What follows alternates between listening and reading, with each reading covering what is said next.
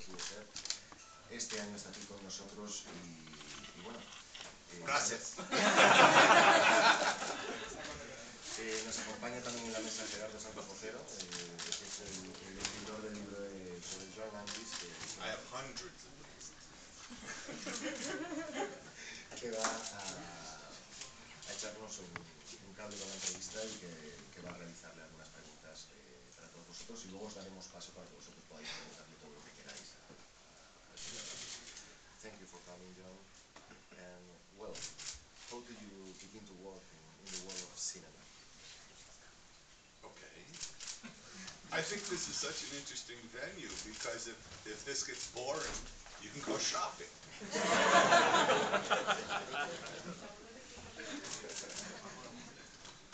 What am I supposed to give a speech now? Why? No, I am asking you.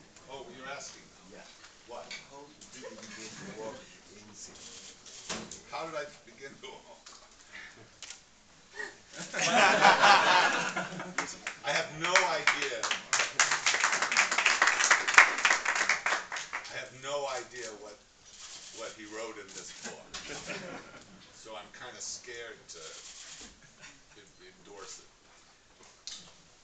I, like everyone here, do you all speak English? More or less. More or less. You translate. Okay. You're writing it down. Yeah.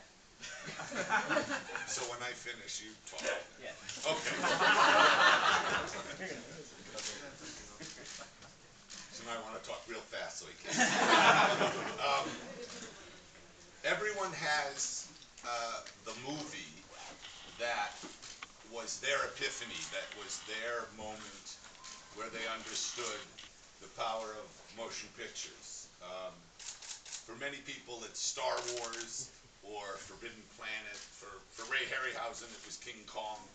But there's that movie when you're in a cinema and you have what's called suspension of disbelief, that you're in the film.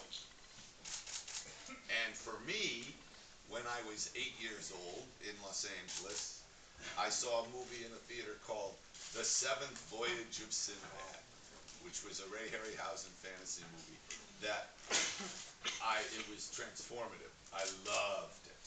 And I went home and asked my mother, I said, who does that? Who makes the movie? And my mom, which is surprisingly sophisticated because we had no relatives or anything but business, she said, the director. The director makes the movie. So from the time I was 8 years old, I wanted to be a director when I grew up. Go. Bueno, primero comentó que si os aburrís es un buen lugar para hacer la rueda de prensa porque podéis iros de compras. Y bueno, Luis le ha preguntado que cómo empezó en esto del mundo del cine. Dice que como todos, tiene una película que en un momento fue una epifanía que le reveló lo que era el mundo del cine. Para algunos ha sido Star Wars, por ejemplo, y para King Kong... Para King Kong fue... Perdón, para Harryhausen... para Harryhausen fue King Kong.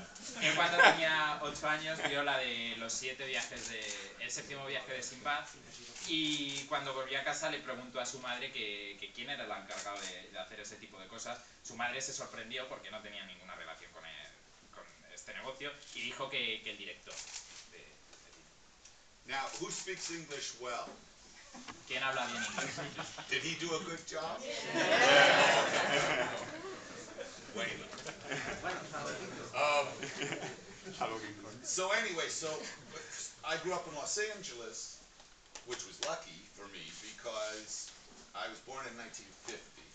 So I was able to seek out the people who basically invented the language. I met everyone. I really did. From everyone from Alan Dwan to everybody. I mean, I really would go around and try to introduce myself and talk to, so I got to meet people like Stan Laurel and Hal Roach and everybody, And then when I was old enough, when I was 17, I got a job in the mailroom at 20th Century Fox Studios. And at that time, in 66, 67, most of the studios still had their back lots. MGM, they all, 20th Century Fox. If you go to Los Angeles now, what Century City is a big, you know, they're big buildings. And that was the back lot. They were actually in the process of tearing it down when I was a mailboy. There are only like 3 back lots left, and they're much diminished. But they were fabulous, and it's where I spent a lot of time. And as a mailboy, I was able to be on the sets of movies like Beneath the Planet of the Apes, and Hello, Dolly, and Tora, Tora, Tora, and just ridiculous MASH. I mean, so many, many movies. And then as soon as I could get jobs on movies, I did. And it's all very boring from there.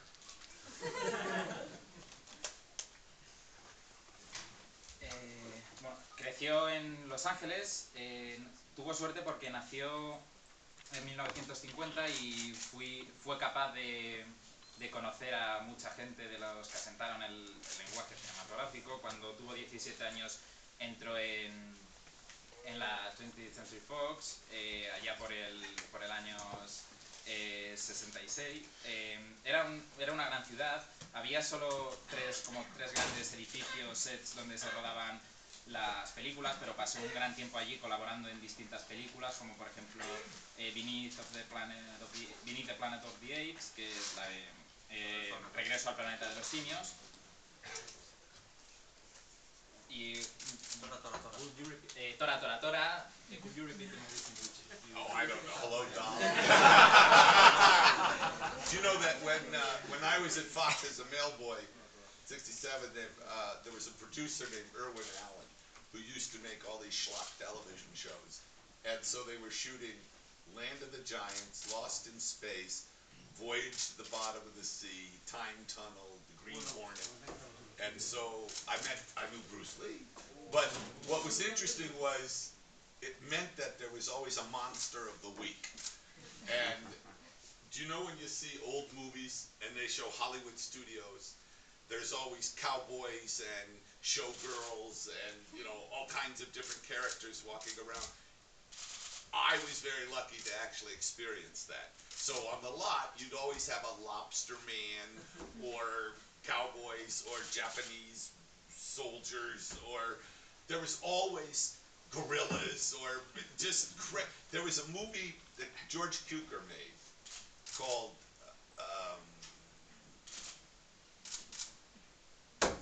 Look at Me, Michael York, Justine, and they shot most of it in Europe, but they came to Hollywood to shoot several scenes, and they shot a big transvestite ball. So there were like 300 men, big men, in dresses. And one of the great things of my life was to see they were having lunch outside at these big tables, 2 different companies. So there were like 200 gorillas and 200 men in dresses. And I thought, this is Hollywood.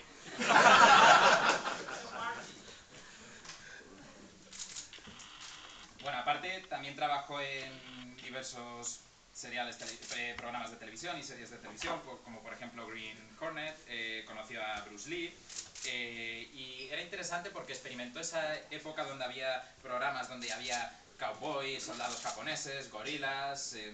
Experimentó todo ese tipo de situaciones tan diferentes. Luego también, como anécdota, George Cukor vino a grabar unas escenas de su película Justine, y había una escena en la que había una especie de baile de hombres travestidos, y es curioso porque luego a la hora de comer había como 2 grandes mesas donde la gente estaba comiendo, una con 200 gorilas y otra con 200 travestis, y eso es Hollywood.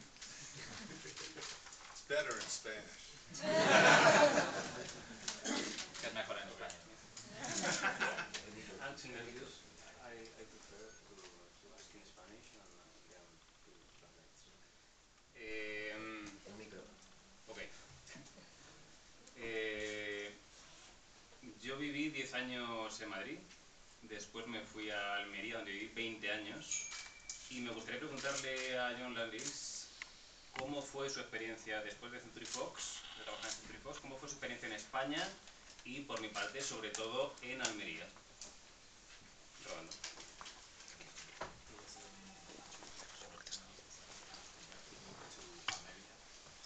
This guy lived in Almería. He lived there for another 20 years. You lived in Almería for 20 years. Sí, now I'm in Barcelona, but yeah. And how was your experience in Almería after being in Almería? And in Spain, in general. I mean, Spain. All right, what's going to happen is I'm going to answer, and then he's going to go like this. He's going to go. I'm afraid. No, when I was 18, I got an opportunity to work on a movie called Kelly's Heroes, which was shot in the former Yugoslavia.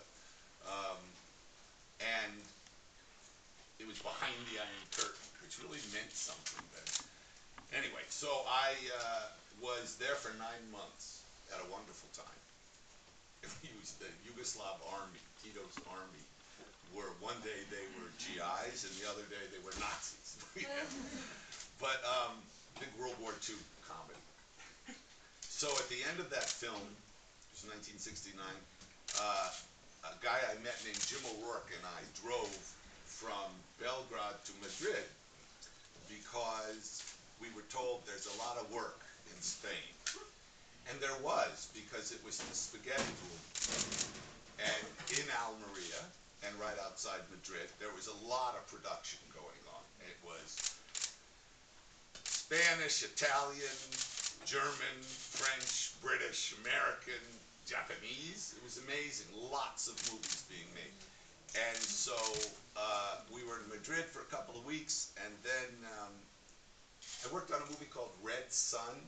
It was directed by, I think, Terrence Young, I think an English guy. And it was Alain Delon, Toshiro Mifune, Fernando Rey, and Ursula Andress. And nobody knew what the fuck was going on. You'd have a scene. I played, Alain Delon was a bad guy, and he had like 3 or 4 bad guys with him. I'm one of those. And had very long hair and pigtails, a stupid fake beard.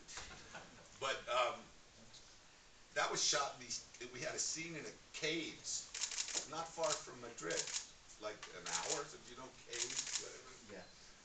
And there was a scene with Mifune, Charles Bronson, Ursula Andress, Alain Delon, Fernando Rey, 5 or 6 people. And it's a scene in which he would speak Japanese, he would speak French, he would speak English, he would speak Spanish. And it was like they just wait till the other one stopped, and then they'd say their thing. And then it was all dubbed into English, or Spanish, or French, or whatever. Anyway, and then we went to Almería, and I was in Almería for a long time. I mean, like 9 months or something.